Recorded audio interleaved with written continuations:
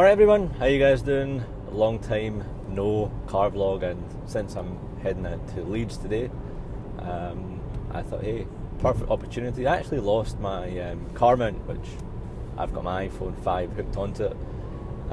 But yeah, this is kind of just like a general vlog, since I'm trying to get back onto my vlogging channel. And believe it or not, but it's actually snowed last night, and the full sun is now out, so this is probably a wise thing to do. The Scottish weather pretty much changes every minute, and that is no exaggeration. But I just want to talk about the iMac, because just a few days ago, just the past few weeks, I've noticed a decrease in performance in my iMac. Not in terms of booting up, not in terms of starting applications, not in terms of just internet browsing. All that is perfect, and I think I could at least get another 3 or 4 years out of it, possibly, if I were just to do that. But really what I'm seeing the performance being hammered is when it comes to video editing, loading up Final Cut Pro X, importing, rendering, export, and it's just getting to the point where it's becoming frustrating. Especially when, because I don't just do editing vlogs and editing videos on my tech channel, but I'm also using it for the iGear business as well. So when it comes to that, it's just like a barrier. And so just the other day, I was just going through the specs of my machine, and I, for some reason, thought I had a 2011 machine, but it turns out it's actually 2010, and I'm actually quite surprised and proud that I've kept a Mac for this long. Those of you who follow me know that I pretty much change it every few months, and I like to do that simply because I kind of make a bit more money on it, / make the amount that I originally paid for it, I get it back within a few months. So in essence, I'm just getting a brand new machine for the kind of cost price, if that makes sense. But with the iMac being my primary machine, being the main workhorse, I've just never thought it would be worthwhile going through all the hassle, because when you sell it, you've got to format the whole drive and install the OS again, software, ship out to the customer, and something like an iMac is just a headache in terms of logistics and so on.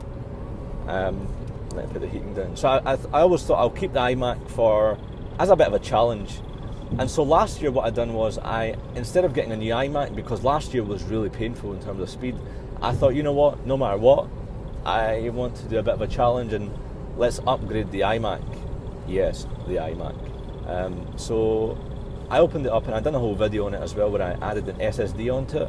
So the SSD acted as a primary kind of drive where the OS was, and that worked out to be a treat. And I think had I have not put an SSD in, I would be on a new iMac by now anyway, because once you go SSD, you just can't go back. And because I have a MacBook Air and a MacBook Pro, or I had a MacBook Air, and because I was going between flash drive systems and non-flash drive systems, I could notice the speed differences effective immediately. And so I thought, SSD was just like a no-brainer. I had to get it no matter what. But now it's not really the SSD that's causing the problem, it's the actual, I would say, the actual chipset. I can't remember what chipsets the 2010 iMacs were, but I guess if you're relying on your machine professionally, and whether you're doing music work, audio work, graphic work, 2 or 3 years is kind of okayish, and after that you start to see a decrease in performance, especially now that Final Cut Pro X, each time it gets updated, obviously tends to kind of slower the older performance, and hence why you've got Haswell now, and don't know what's coming out next year. So I was pricing an iMac up. The one that I want is basically a quad-core i7, and the NVIDIA 2 gigs of, can't remember what the graphics card actually is, 8 gigs of RAM. I want the 256 GB flash storage, and all that's coming up to about $2,000.